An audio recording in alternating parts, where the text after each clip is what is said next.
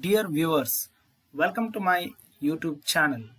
In the earlier videos, we have seen the meaning and definition of small-scale industrial unit, the various types of the small-scale units. In this video, I will be discussing the characteristics and advantages of small-scale industries in this part. Kindly watch the video, like it, share among your friends, and subscribe the channel. If you have already subscribed, kindly ignore the message. If you have any comments, please put your comments in the comment box. Now let's move to the presentation.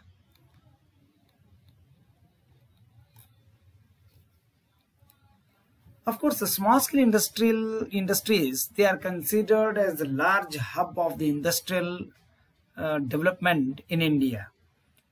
And these are having the special features here. And this ultimately leads to the entrepreneurship development in the country and also increases the GDP of the country. Now let us see those characteristics one by one. Low capital. Of course, these small-scale industries, majority they are labor-intensive. They do not use much of the mechanization in their modus operandi. They will not use costly machines. Even though they use machines, they are not of bit costly. And as a result, the capital required for such industries is very low. Usually, it is run by the sole proprietor. And here in case of the small-scale industries, the capital invested by an entrepreneur is not blocked to a large extent. Within a short period, it will start yielding. So hence it requires low capital for investment. Then the next one comes in labor intensive. Small scale industries are fairly labor intensive. They provide economic solutions by creating employment opportunities in the urban and the rural areas at a relatively low cost of capital investment. Even the people who are employed in these SSIs, they do not paid at a high rate. I mean to say, the wage paid to such laborers, usually the unskilled and semi-skilled, it is of very less. These laborers are all unskilled and semi-skilled. Then the next comes here flexibility. Small scale industries are flexible in their operations. They adapt quickly to various factors that play a large part of daily management. Their flexibility makes them to best suited to constantly changing environment. You may be knowing in this pandemic, when government imposed fine to the people who do not wear the mask, majority of the mask producers, they are from the micro and tiny enterprises. The large business houses, they didn't go for manufacturing of the masks. And these masks are manufactured by the cloth which is of the waste. Maybe the cotton, maybe other thing. So they have the adaptability to change. They are more flexible in nature. They are not rigid. They are not a watertight compartment here.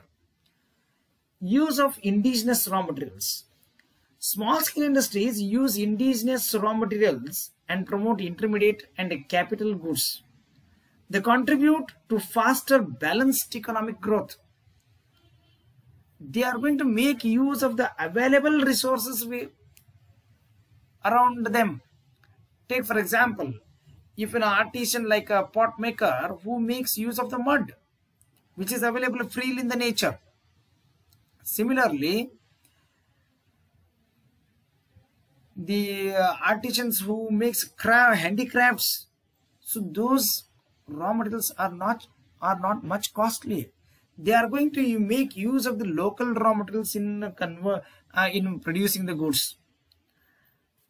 Then the next one comes here, one-man show. Of course, a small-scale unit is usually a one-man show. It is managed by the sole proprietors. Even the firm or the company may engage in the small scale industries, but they are mainly managed by only one of the partners or one of the directors. Therefore, they express the spirit of entrepreneurship. As they are their own boss, they can take immediate decisions. They need not depend upon others here. The decision making process is so fast that it is, and even it is more of innovative also, because there is not widespread management here. The ownership and the management lies with the same person who has undertaken the entrepreneurship here. So that's why it is a one-man show here. Localized operations. SSIs generally restrict their operations in local areas in order to meet the local needs here. They are going to manufacture those goods and services which are needed, which are required by their local people here. I mean to say, they are going to meet the regional demands. And they have got limited resources. As a result of that, they are not going to spread their branches. They are not going to widely open their operations throughout the state or throughout the country here. They are restricted in their operations. Then the next one comes here, absence of brands. Small industries are not in a position to popularize their own brands, unlike large industries. Today you may be knowing most of the members of the self-help groups in your villages, they have undertaken one or the other type of businesses. Why they have not become successful? Because of the branding. Take for example even Lijat Papad, which has started in Gujarat, but because of this branding, it has earned the market share. Even you take for example Amul, even which was started in Gujarat, it has become more popular because of the brand. But whereas the products manufactured by the small scale industrial units, they are not much popular. They lack in branding. Small industry is catering only the needs of the local customers, which cannot create brands. Therefore, there is no proper branding of the goods, and as a result of that, they will fail. They will fail in achieving their targets. They are not going to get the market share here. Then let me continue here. Low gestation period. Here, gestation period is nothing but the period after which the return starts. Business is not a magic to generate the returns within a day. It takes some time to get back the money what you have invested. It's the time between the setting the units and the commencement of the production. The small scale industry units usually have a low gestation period than the large industries. Hence, their capital is not at all blocked here. This helps the entrepreneurs to earn after a very short period of time. This will increase this will enhance the enthusiasm of entrepreneurship among them. The capital which is invested is low here, and which will provide yields within a short period. So that leads that will be a greater advantage for the entrepreneurs here. The next one comes here, education level. The level of education of the employees who are employed in this sector is normally low or moderate. Basically, these SSIs, they require the labor who are unskilled and semi-skilled. And for them, they are going to pay a low or a moderate wage here. And even the manufacturing process of these SSIs, they do not require much of specialized knowledge. And even then, they don't need skills to operate and manage the SSI here. Then the next one comes here, poor technology. Usually, SSIs don't have the research and development departments. In the large scale industries, the R&D departments, they take care of the market trends. They are going to make analysis or the evaluation of their product. Such advantage is not available with the SSIs here. They cannot afford the cost of the technology due to the limited capital. Their resources are limited. Their market is limited. They have got restricted operations. So hence they lack this R&D department. They use indigenous and simple machines, and as a result they cannot enjoy the scale of operations.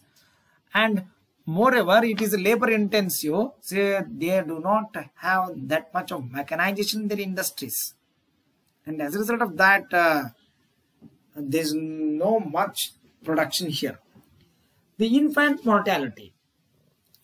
Many of the small scale enterprises, they close at the early stage itself. SSIs wind up at the beginning itself. It's because of the reason that shortage of the capital, working capital, inefficient management, or the no proper evaluation of the market, what the market is expected today. So such needs are not at all looked after by the SSIs here. And as a result of that, they are going to fail. And they do not use the much of the technology to enhance the production. They lack branding. So, and as a result of that, and even they lack labeling also. And as a result of that, they fail in the market. And such entrepreneurs, when they incur losses continuously, they take the decision to close down. Then the next one comes in balanced regional development. Large-scale industries tend to located in metropolitan cities only, but most of the SSIs are located in the rural and the backward area. Why? Because here they do not make much investment on the plant and machinery. Therefore, SSIs have become a tool in the hands of the government to achieve the balanced regional development. Government cannot itself start the industries in every nook and corner of the country. So these entrepreneurs, they are going to start their establishments by making use of the locally available resources. It leads to widespread of the industrialization in the country. And as a result of that, it will help the government to achieve the balance of regional development. Then the next one comes in export potential. The goods manufactured by the SSIs have got export potentialities. These goods are having artistic values. And today you may be knowing there is a greater demand for antique piece markets. As the products manufactured by these SSIs have got artistic values, they are more in demand. So as a result of that, this provides a scope for exportation of such goods. As SSIs have limited knowledge, the middlemen involved in exportation take the advantage. The real benefit of that is not reaching to the entrepreneurs who are engaged in the SSI sector. Take for example, the wooden toys manufactured in a place called as Channapatna in Karnataka has a greater demand for in the world market. So these people not deriving the advantage because of that, because of the middlemen involved. Now let us see the advantages of SSIs here. Huge employment opportunities. Of course, India is the second most populous country in the world. It has got abundant resources of the human resources who are skilled, unskilled and semi-skilled. The SSIs are basically labor intensive, which require semi-skilled and unskilled labor. They create ample opportunities for such people. Usually these jobs are unskilled and semi-skilled, so create a lot of employment opportunities. Nearly they employ 60 million people today in India.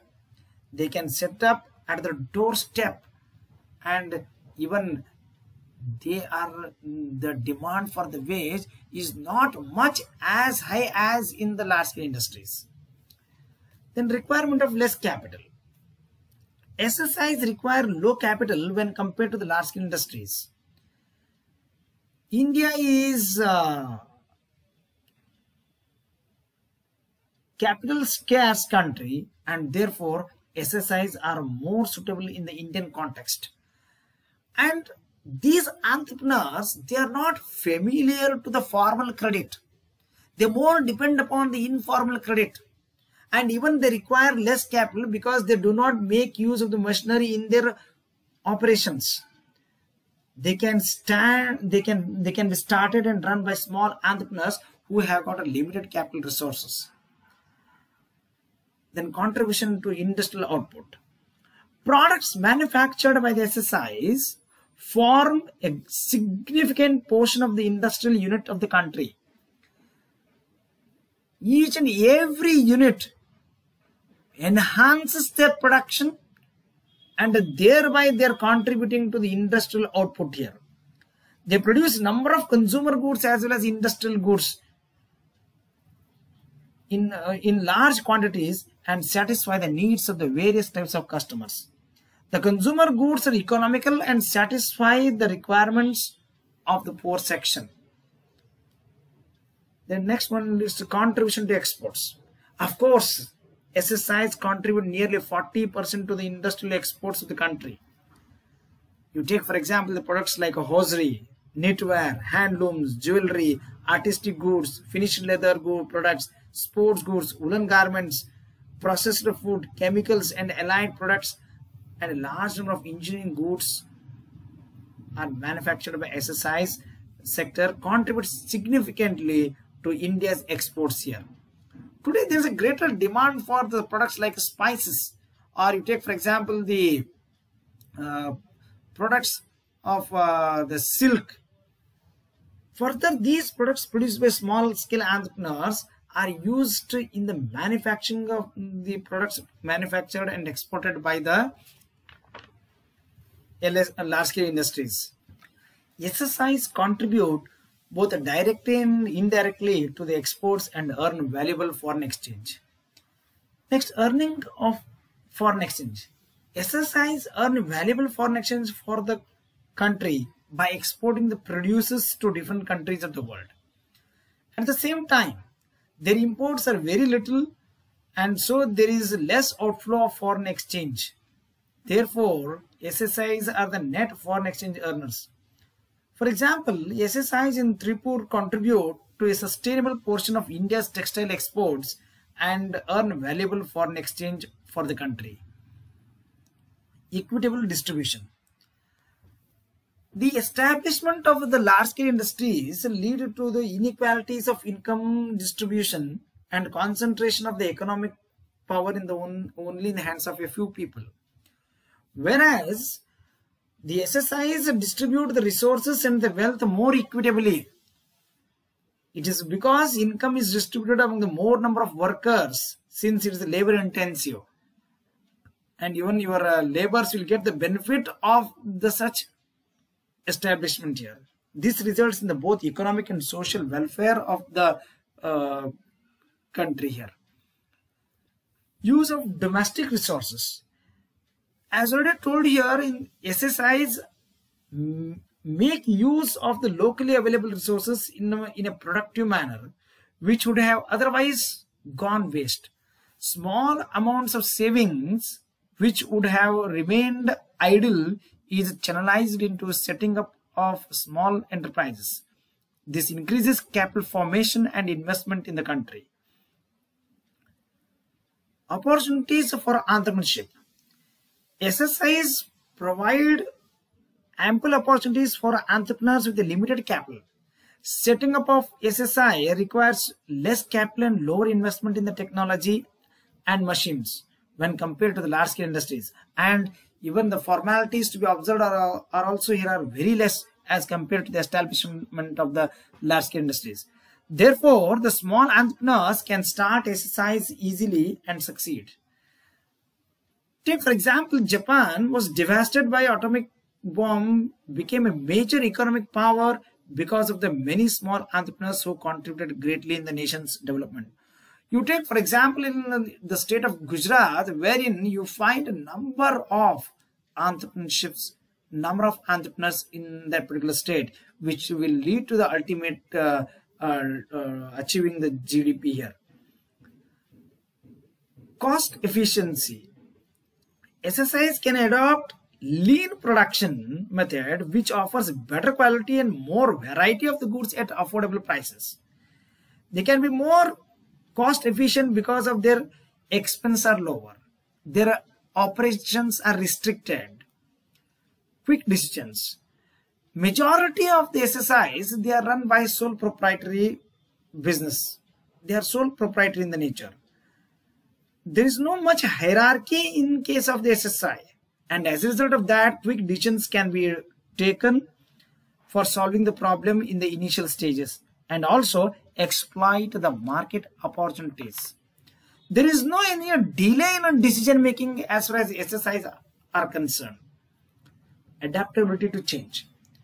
SSIs can understand the requirements of the market, and according to that they are adaptable. They can change their procedure, methods and techniques faster and cater to the new requirements of their customers. Lesser industrial disputes. The laborers who are working in these SSI units, they are not organized. In the large scale industries, workers are more organized, and as a result of that, they have got strong trade unions. If the management fails to accept the demands of the trade union, they will go for strike, lockouts, production will be stopped. But in case of the SSIs, workers, they don't have any strong trade unions. And there is less scope for the disputes in case of the SSI. So there is a possibility, there's a very little possibility of industrial disputes to occur. And even such disputes are occurred here, they can easily resolved. They will not take much time for the resolve of the problems. So, and because of these advantages, it is better for the entrepreneurs to go for starting up of the SSIs. Thank you for watching this video. Thank you.